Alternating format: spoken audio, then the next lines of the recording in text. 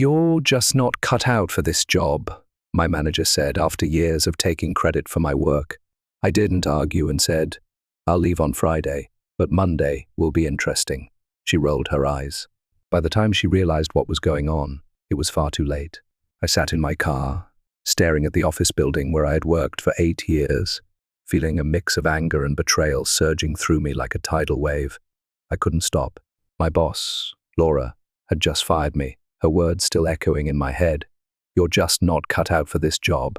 After years of her taking credit for my work, she'd finally made her move to push me out completely.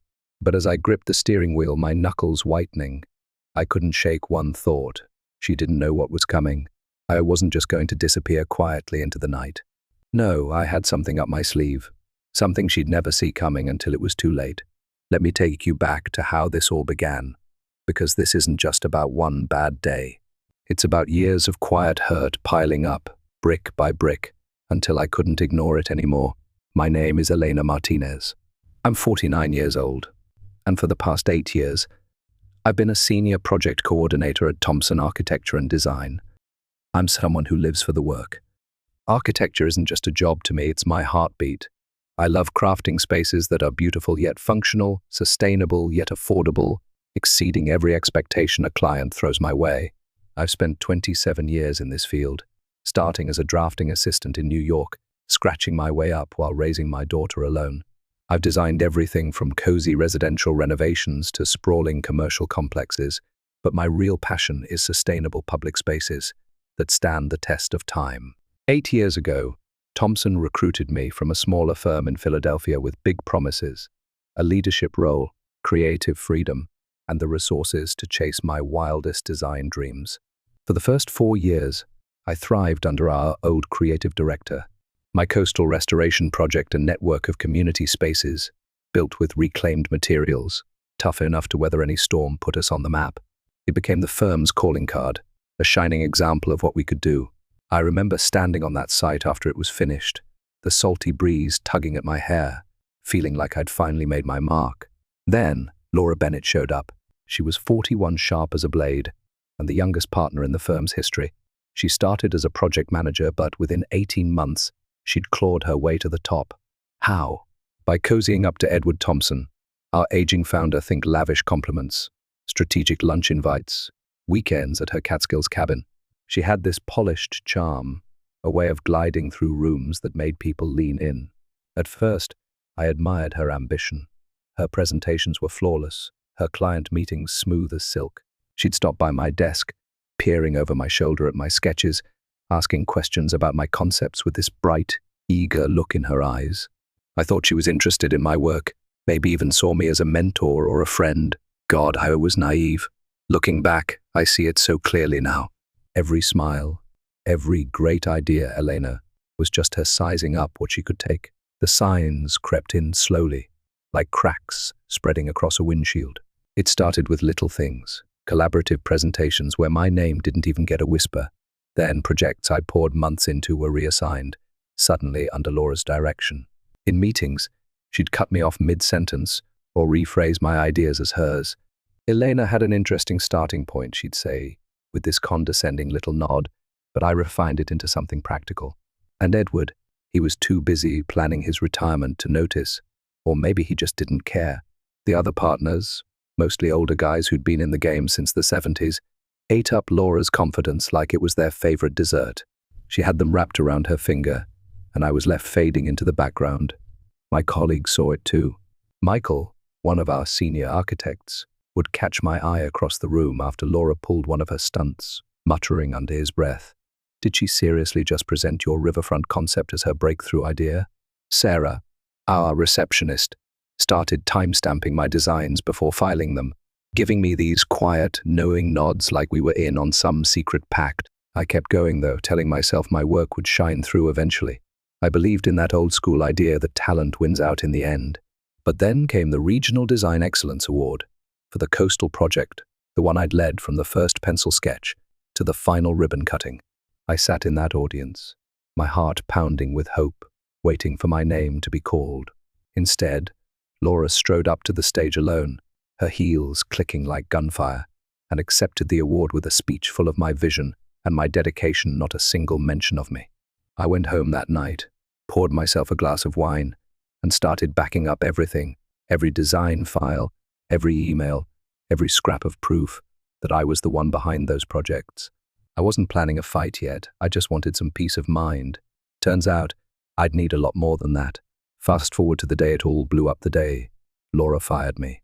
She called me into her office, leaning back in that fancy leather chair of hers, a smug little glint in her eyes.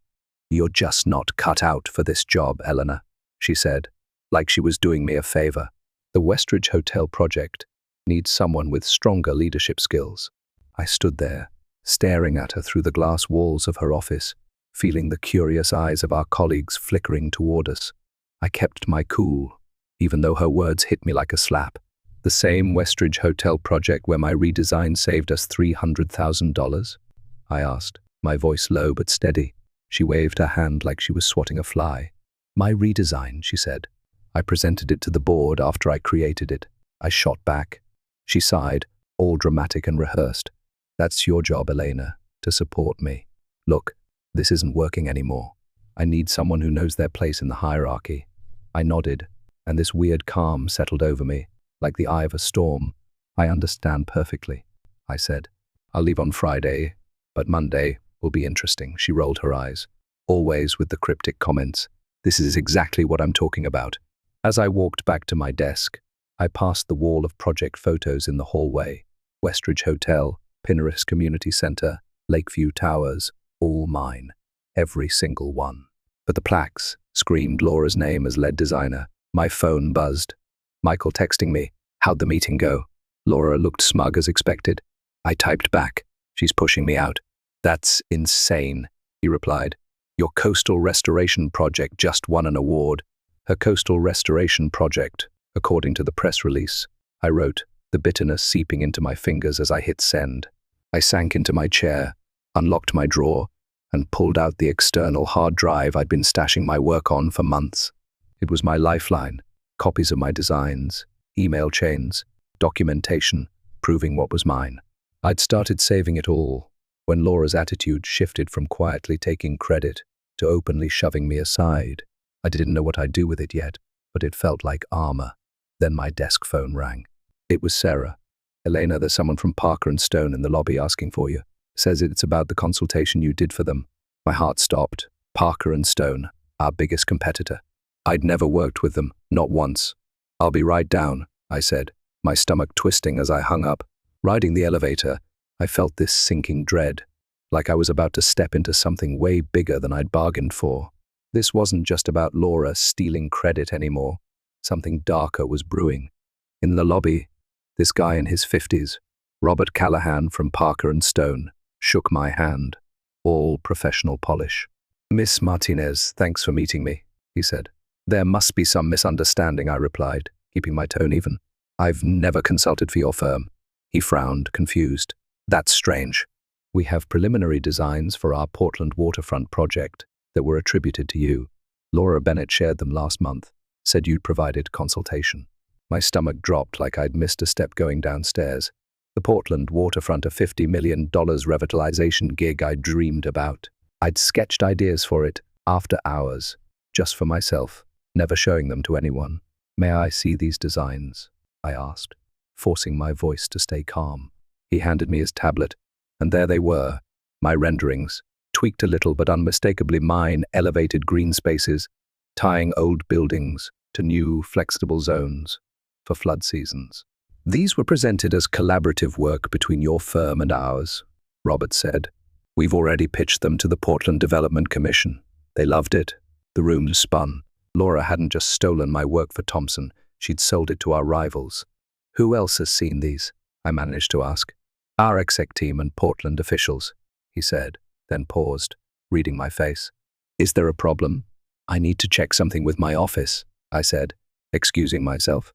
In the restroom, I braced myself against the wall, my mind racing. Laura had snatched my personal sketches, probably from my computer, when I'd stepped away and passed them off as a joint effort with Parker & Stone. The betrayal was dizzying, but what hit harder was why she was firing me now. If Portland officials were moving forward with those designs, she needed me gone before I caught on. My phone buzzed. A meeting alert. All staff, 3:00 p.m., special announcement. Back at my desk, the office was buzzing, people whispering, shooting me worried looks. Michael swung by, voice low. Edward's flying in for the meeting. Something about a partnership with Parker and Stone. I guessed, I said. How'd you know? He asked, eyes wide. Robert Callahan's downstairs with my Portland designs. I said, your designs? Laura's been working on Portland for months. It's what's getting her promoted to creative director. And there it was, the whole ugly picture. Laura wasn't just edging me out, she was stepping into a shiny new role built on my stolen work. An email from HR popped up, my transition package. They weren't even waiting till Friday. I was out today. My hand hovered over that hard drive. It held everything. Proof of my authorship, emails, metadata. I could blow this wide open. But would anyone care? Laura had spent years schmoozing the higher-ups while painting me as the quiet, resentful underling. It'd be her word against mine, and she'd already stacked the deck. I shut the drawer. I needed time to think, to figure out how to play this right. This wasn't just about pride anymore. It was my career, my integrity, maybe even legal territory. At 3:00, the conference room was packed. I took a seat in the back, ignoring the stares. Laura stood up front with Edward, glowing in her tailored navy suit, the one she saved for big wins. Edward started. Today's a new chapter for Thompson.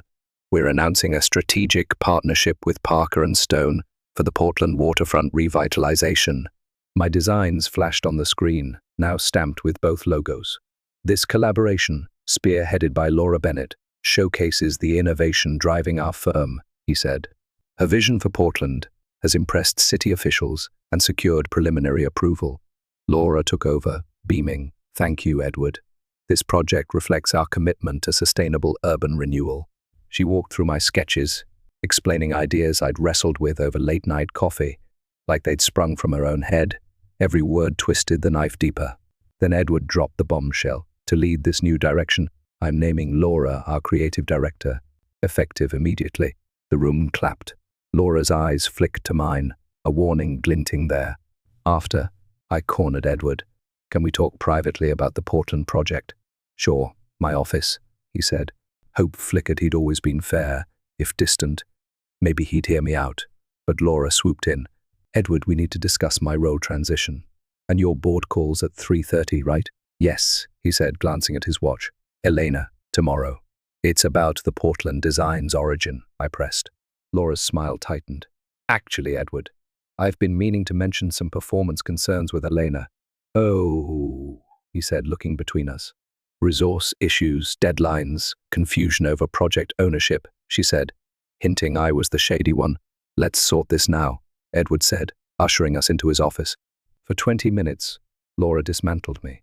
She showed fake timelines, claimed I'd taken credit for team efforts, even said I'd hacked her computer for the Portland ideas.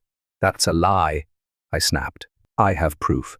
Elena, Edward cut in. This isn't helping. Laura's documented everything. With the partnership restructuring, we're accelerating your exit. You're firing me today? No investigation? I asked. Laura slid a folder over. Your separation agreement, 2 months severance. Clear your desk by end of day.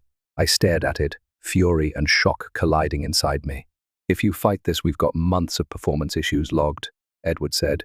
It'd only hurt your reputation. Laura had rigged it all, records twisted to make me look incompetent. Even with my evidence, a fight would get ugly.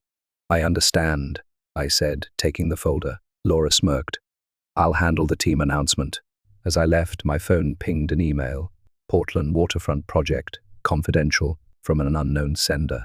It had project details, timelines, budgets, stakeholders, and a note, you should see this. Not right what they're doing, a friend.